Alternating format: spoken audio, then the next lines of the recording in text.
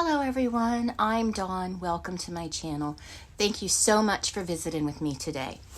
Now, if you haven't already, please consider subscribing to my channel, The Cutting Board. We do all kinds of things here. We do true crime, commentary, food-related content, shopping hauls, DIY, makeup, SFX makeup, vlogs, and most importantly, at least to me, Disney content, although I haven't done anything Disney in a while. So, I've been watching all of the drama going on in girl world, that's really hard to say that way, with certain content creators like Rachel, Hecticana, and Studio Deets. And I was going to make a video about them regarding the stuff going on, because I do have things to say about it. But I think that that's pretty much dying down, or maybe not dying down, but people aren't talking about it as much, I guess. And everyone has said everything there is to say, I think.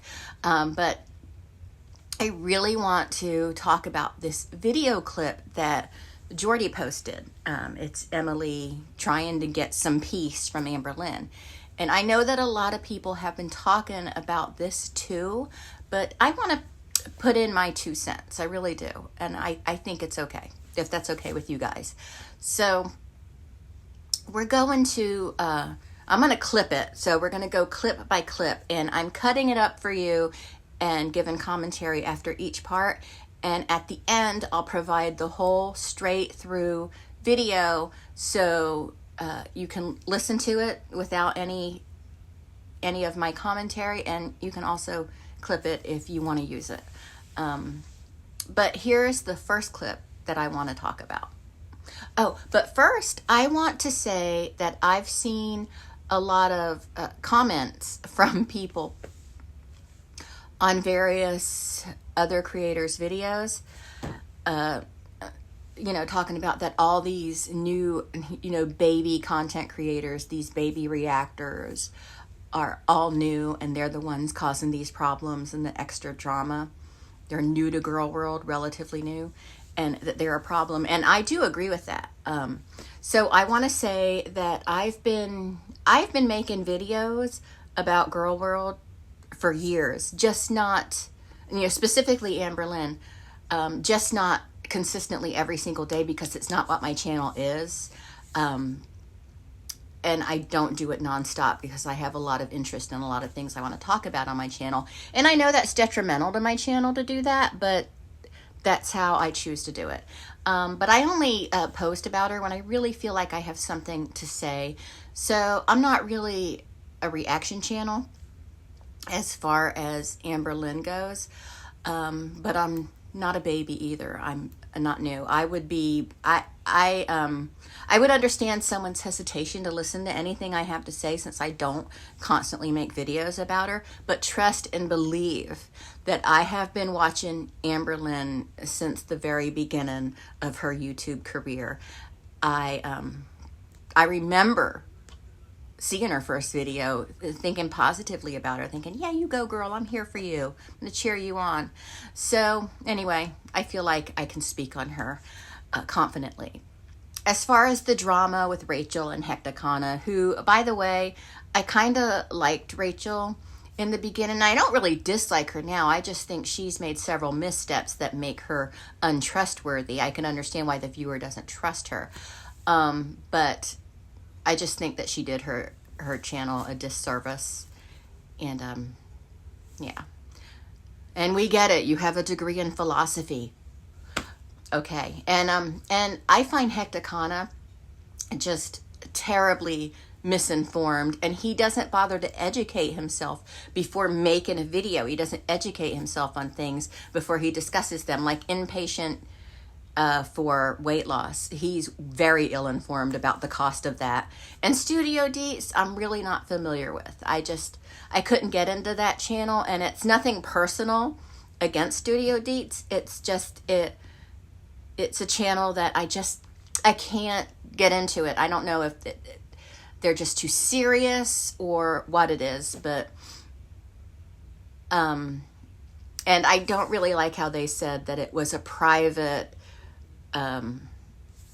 Discord. It doesn't matter, that nobody cares it was private. It's what came out about it. Like, it's not okay to say those things, especially, you should always assume that anything you say online, whether it's private or not, you should always assume it's going to get out. You know, you should always assume that something said, even in a private Discord, you should always assume it's going to eventually get out. You should just make that assumption. So, but anyway, I don't want more to say about that, but let's get into this video. I feel like I'm going crazy because it's like You kind of are. I'm trying to have a genuine conversation with you, and I'm just wondering, why can't we both have bad days? Why is it just you're allowed to have them? Why do you need to sit here and continue to yell at me? Why can't you go inside like I asked you and give me a little bit of space? I can give you space. I just want to hug. Give me. I don't want to hug you right now. I just don't. So, that first clip, Amberlynn says to Emily, "Why do you get to have a bad day, but I don't?" And then follows it up with, "I'll leave you alone. I just want to hug first. You know, I just want to hug." Demanding physicality from her. And Emily stays calm and says, "I don't want to hug you right now." It's disrespectful for Amberlynn to go on. That moment says so much. It says so much. Amberlynn's question, why do you get to have a bad day, but I don't? That isn't about equality. It's not. It's not about equality. It is about control. It turns Emily's need for space into a competition, a battle over who's more entitled to feel bad. And that's what she's trying to do. And when Emily sets a boundary saying no to physical contact, "I don't want to hug you right now," Amberlynn refuses to accept it. That's almost like an assault. She tries to negotiate to make Emily feel guilty for not comforting her. Amberlynn needs comfort, and how dare you not offer her comfort now? That's emotional pressure, plain and simple. Plain and simple. It's not loud or dramatic, but it's manipulative in its quiet way.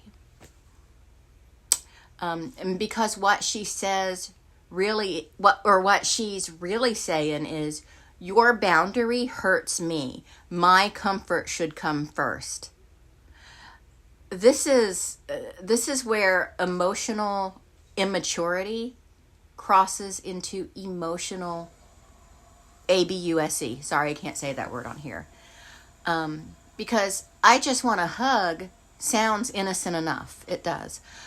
But when it's used to guilt someone out of their boundaries, to guilt them for having boundaries, it becomes a way to test control. Emily says no. No means no. She says it calmly, respectfully, and instead of honoring that, Amberlynn makes it about herself, about her own needs, about what she wants, what she needs. And here's the thing. Boundaries are not rejection. They're just not. They're not a punishment. They're just space. Someone asking for space. But when someone can't stand that space, someone can't tolerate that space, when every no feels like abandonment, that's not love. That's not love. That's fear. And you have to learn how to recognize that in yourself, Amberlynn. Okay, fine. Can we just wrap it up with a good vibes? Because I don't have emotional permanence. I literally don't. Which means when I walk away... So I have to suffer because of that. So in the second clip I show you, Amberlynn says that she wants to end things on a good note before finally giving Emily some space. You're going to do what I want you to do before I walk away. She says, I don't have emotional permanence. That's a you problem. Now let's talk about what that actually means, okay? And how it's being used here, because it's being used as a manipulation tactic. It's not being used as, help me. Emotional permanence is the ability to remember that someone still cares about you, even when they're not actively showing it. We don't have to be lovey-dovey all the time. It's what allows you to feel secure in a relationship, to know that love or support doesn't disappear just because the other person, the other individual in the relationship needs time alone. Everybody needs time alone. Everybody does. And it needs to be respected. When someone lacks emotional permanence, they might panic, when the reassurance stops. And someone like Amberlynn apparently needs it constantly, and it's exhausting. They might feel unloved the second things go quiet, or they might push for connection, even when it's not the right time. Okay, it's not the time for this. You know what I mean? But here's where it turns manipulative. Amberlynn isn't just describing her emotions. She's using that lack of permanence to get what she wants in the moment. It's selfish. It's not about security. It's about selfishness. She's turning a self-awareness statement into a guilt trip. And that's disgusting. It's like saying, if you don't comfort me right now, you're triggering my issue. You're doing that to me. And that's not accountability. That's coercion disguised as vulnerability. And it's a hideous thing to do to a person, because knowing you struggle with emotional permanence is one thing. And it should make you more mindful of others. It should make you more mindful of others' boundaries, not less. It shouldn't make you less aware. It shouldn't become a pass to ignore someone else's needs for space and their needs in that moment. In a relationship, it's about both people, not just Amberlynn. And when Amberlynn says it right as Emily is trying to de-escalate, it sounds less like self-reflection and more like manipulation. A way to pull Emily back in pull her back in emotionally before she can step away. Before she even gets her moment of peace, she's trying to pull her back in. And that's not emotional honesty. That's emotional leverage. When Amberlynn says that she doesn't have emotional permanence, or, when she brings up BPD, or borderline personality disorder, which she didn't in this video, but she wants to, you can tell. She's not using that insight to grow. She's not using it for growth. She's using it to justify. And that's a big difference. There is a big difference between growth and justification. So let's break this down, because it does matter. So a reason explains why something happens. An excuse tries to remove responsibility for it. See the difference? A reason gives context. It helps people understand behavior or the situation. An excuse tries to defend it so you don't have to change your behavior. You're defending that. That's what an excuse does. So, for example, saying, I struggle with emotional permanence, and that's why I panic when people need space. That's a reason. Okay, this is why I do this. It acknowledges the behavior, but it also opens the door to accountability. I know this about myself and I'm working on it. But saying, I can't help it, I have emotional permanence issues, that's why I act this way. So that's an excuse, and that indicates there's not going to be any change on that person's part. It shuts the door on accountability completely. It shuts it. And that's what Amberlynn tends to do. She does it all the time. She talks about, mental health as if it's a free pass. And you all know that. It's a shield against criticism rather than something that she has a responsibility to manage. And it is one's own responsibility to manage their mentals. It's nobody else's fault. Now, the other part of this is important too. Amberlynn has mentioned borderline personality disorder a lot. But a lot of people, myself included, have never seen any evidence that she's actually been officially diagnosed. Now, she doesn't owe it to us to show us her paperwork from doctors, but it just seems like it's a self-diagnosis. And that makes using it as justification even more problematic. Because self-diagnosis should be a starting point for seeking help, not a tool for deflecting accountability and manipulation. Mental illness explains behavior. It doesn't excuse it. It's not your fault if you have a disorder, but it is your responsibility. I've said that a million times. It's your responsibility to manage it once you're aware. And that's part of managing it is self-awareness.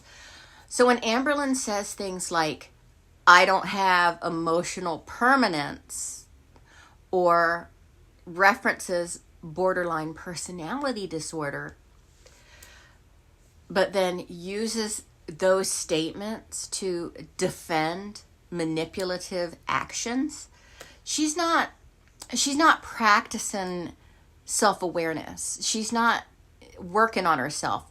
She's practicing self-absolution. Do you know what I'm saying? And so that's the danger of mixing mental health language with bad behavior. It's inappropriate because people start to confuse vulnerability with virtue, and they're not the same thing. Not at all. So true self-awareness doesn't just mean naming your patterns. It means doing the work to stop repeating that behavior. Especially when they're hurting someone else, especially someone else that they are supposed to love. No, I'm saying when I walk away, I'm left with what just happened. And that's what I firmly believe our whole relationship is based off of. So if you just tell me you love me... Okay, you don't need to explain your unhealthy way of thinking. Well, a little bit. It's a little unhealthy. And then there's this moment where Amberlynn says, if you just tell me you love me. That line says everything about what's really going on here. It really does. She's not asking for reassurance. She's not. She's bargaining for control. That's what's going on here. It's one of the most manipulative things you can do in a moment where someone's clearly asking for space. Give me some time alone. Give me a few minutes. Because what she's really saying is, if you give me the words I want, I'll finally let you have peace, which we all know she won't. She's going to want more than that anyway. But that's not communication. That's emotional ransom. Emily has made it clear at this point that she needs time to herself. And instead of respecting that, like you're supposed to respect someone you're in a relationship with, instead of respecting that, Amberlynn's trying to emotionally negotiate her way back into control. It's a power move disguised as vulnerability. It is. That is exactly what this is. And she does it all the time. And the thing is, when you really love someone, you don't need to trap them into saying it back. You don't make their peace conditional on your validation.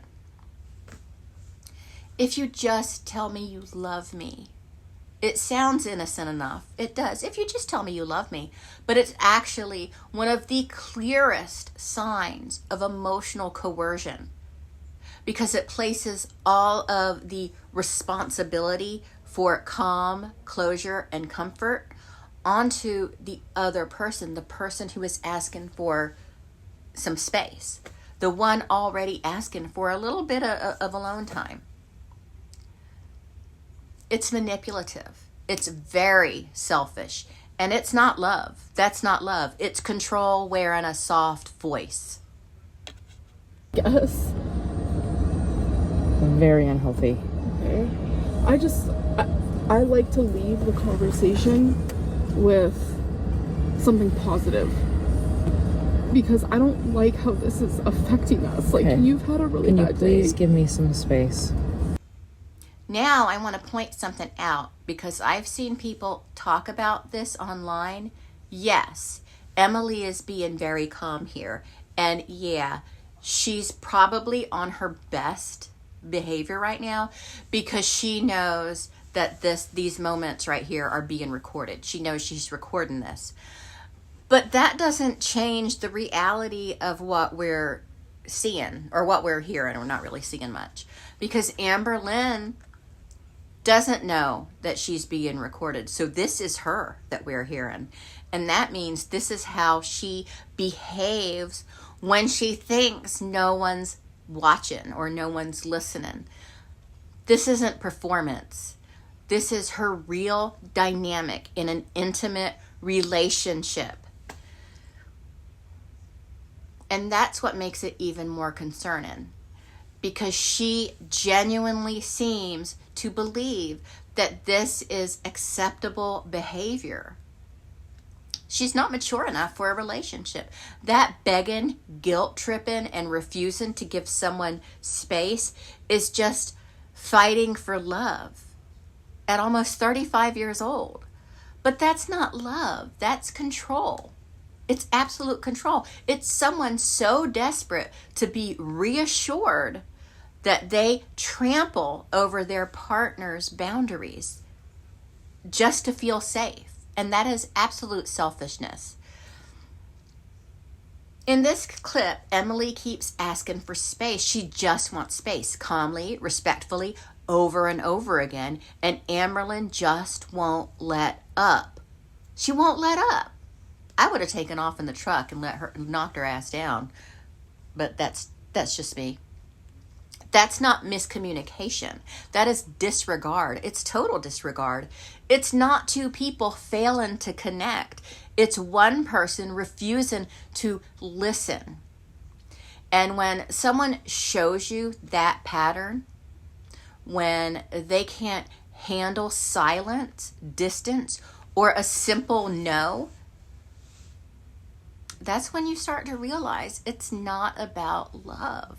It's not about love anymore. It was never about love. It's about control disguised as closeness. This isn't close. This isn't healthy. This is a sick situation. I'm asking nicely.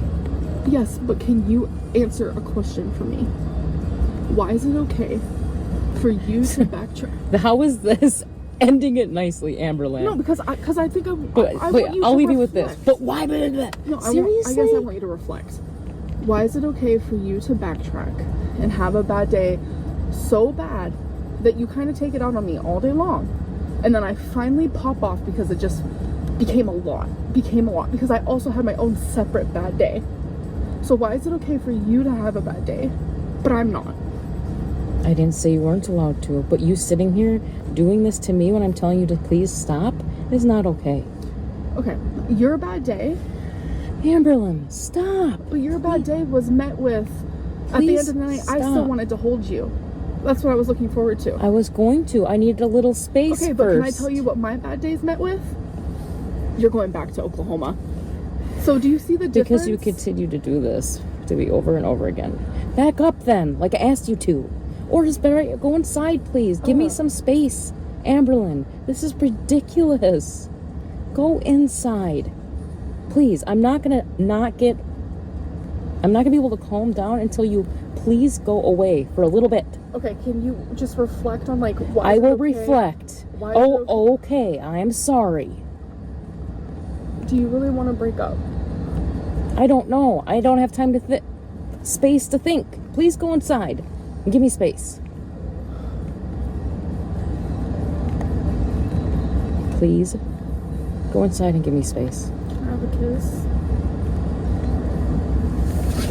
I'm not here to hurt you, Emily. I just want you to love me. In this next clip, Emily is still calmly asking for space. She's not angry. She's not shouting. She's just trying to get a little room to breathe. Actually, she probably is angry. I would be. But Amberlynn isn't getting her way. So she starts doing what she always does when she feels control slipping. She turns the moment into a plea. She asks for a kiss because even when Emily is begging for distance, Amberlynn can't stop trying to pull her closer. She's got to hold on so tight. And then she says, I'm not here to hurt you. I just want you to love me. That's scary. That line is unsettling. It's the kind of thing that sounds emotional, even romantic, until you realize what's really happening underneath. That it just sounds like something a boyfriend would say right before he chokes a woman. You know what I mean? That's not vulnerability. That is emotional coercion. It's so effed up. What she's really saying is, if you just comfort me, I'll stop. If you just give me affection, I'll calm down. If you give me what I want, I'll go in the house. It's a demand for reassurance disguised as love. And that's what makes it dangerous. Because it places all the responsibility for peace on Emily. And it's not Emily's job to comfort her. The person who's already trying to de-escalate, to try and get some space, it traps her between guilt and self-preservation. It's scary. It is. This is the kind of behavior that doesn't always look ABUSIVE at first glance. There's no yelling, no threats, but it's still control, and it is chilling. It is chilling. It's a softer kind of manipulation built on guilt and emotional exhaustion. When someone says, I just want you to love me, after ignoring every boundary you've set, that's not affection. It's not. It's possession, and it's control, and it's manipulation. And watching it play out, you can feel it. This isn't a safe situation. We used to joke and say, Amberlynn, you in danger, girl, because we know Emily is a feeder. But maybe Emily is also in danger. I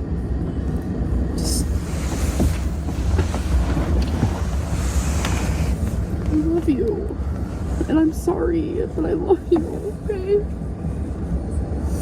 Please go inside. I love you too. I'm sorry. Do you accept my apology? Yes. I know this shouldn't have happened. I'm fully aware. But I am getting better. And that's without help. And that's only in a few days. I just want you to think of the positive things. Okay. I just feel bad. I'm sorry.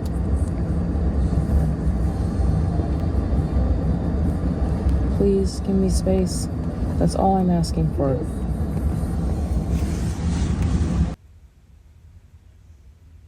And now we're at the final clip. By this point, it sounds like Emily has reached her limit. This is happening after Emily told Amberlynn she needs to go home. You know, she needs to go back to Oklahoma. And remember when Amberlynn tried to say that she wasn't told to go home, she went home on her own. You know, she left on her own. She's not going to willingly leave a romantic partner. She's not. She's too desperate to be in love. It's so dangerous to me. And Amberlynn responds with, "I'm sorry that I love you." That line hit me hard, but not in a good way. It's meant to sound tender, but it's really another form of manipulation. It is actually evil, because love shouldn't be used as an apology or a weapon. I'm sorry that I love you. It's scary. When someone says, "I'm sorry that I love you," after being asked to leave, what they're really saying is, "You're making me suffer for loving you." That's guilt. That's emotional punishment. It twists affection into obligation, and it's extremely immature. It's a very immature romantic approach. It's very immature. But once you reach the age of maturity, then it's just scary. It is. Very scary. At this point, it feels less like a breakup conversation and more like an emotional hostage situation. Amberlynn just can't let go of control. Even when Emily's telling her clearly and calmly that it's time to stop. And look, I'm not here to paint Emily as an innocent victim, as Little Miss Perfect. I'm not saying she handled everything flawlessly either. I know who she is. I know enough about her. But this interaction, it confirms what so many people have noticed about Amberlynn for years, relationship after relationship. She's manipulative, she's possessive, and she refuses to let people have peace if that peace doesn't include her. It's so disturbing. It's very disturbing. It's one thing to see this kind of behavior in edited vlogs or live streams, but hearing it raw and unfiltered, that's chilling. It's actually quite terrifying, because it means this is who she really is when the camera's off. I think it's very scary. So I'll go ahead and play the full uncut video after this so you can see it for yourself without any commentary from me. And but I want to leave this part of the discussion with one thought. Love isn't supposed to sound like control. And if someone's peace feels like your punishment, that's not love. You gotta just let it go. As promised, here's the uncut video, and I'll talk to everyone later. Bye. I feel like I'm going crazy. Because it's like You kind of are. I'm trying to have a genuine conversation with you, and I'm just wondering, why can't we both have bad days? Why is it just you're allowed to have them? Why do you need to sit here and continue to yell at me? Why can't you go inside like I asked you and give me a little bit of space? I can give you space. I just want to hug. I don't want to hug you right now. I just don't. Okay, fine. Can we just like wrap it up with like a good vibes? Like, because I don't have emotional permanence. I literally don't. Which means when I walk away... So I have to suffer because of that. No, I'm saying when I walk away, I'm left with what just happened. And that's what I firmly believe our whole relationship is based off of. So if you just tell me you love me... Okay, you don't need to explain your unhealthy way of thinking. Well, a little bit. It's a little unhealthy, I guess. Very unhealthy. Okay. I like to leave the conversation with something positive. Because I don't like how this is affecting us. Like, okay. You've had a really bad day. Can you please give me some space? I'm asking nicely. Yes, but can you answer a question for me? Why is it okay for you to backtrack? How is this ending it nicely, Amberlynn. No, because I think I But want you I'll to leave you with this. reflect. But why? Blah, blah, blah. No, Seriously? I guess I want you to reflect. Why is it okay for you to backtrack and have a bad day so bad that you kind of take it out on me all day long, and then I finally pop off because it just became a lot because I also had my own separate bad day. So why is it okay for you to have a bad day, but I'm not? I didn't say you weren't allowed to, but you sitting here doing this to me when I'm telling you to please stop is not okay. Okay, your bad day, Amberlynn, stop. but your bad day was met with, at the end of the night, I still stop. wanted to hold you. That's what I was looking forward to. I was going to. I needed a little space Okay, first. but can I tell you what my bad days met with? You're going back to Oklahoma. So do you see the difference? Because you continue to do this to me over and over again. Back up then, like I asked you to. Or just better, go inside, please. Give me some space. Amberlynn, this is ridiculous. Go inside. Please, I'm not gonna be able to calm down until you please go away for a little bit. Okay, can you just reflect on like why? I is it will okay? reflect. Why is it Okay, I'm sorry. Do you really want to break up? I don't know. I don't have time to space to think. Please go inside and give me space. Please go inside and give me space. Can I have a kiss?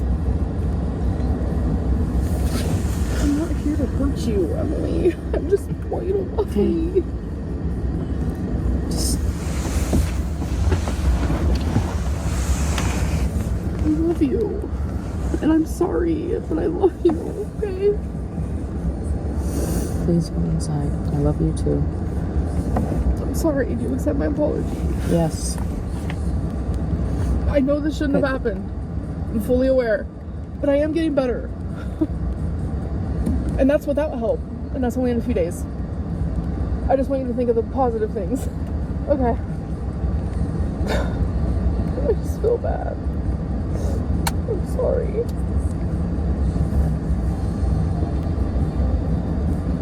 Please give me space. That's all I'm asking for.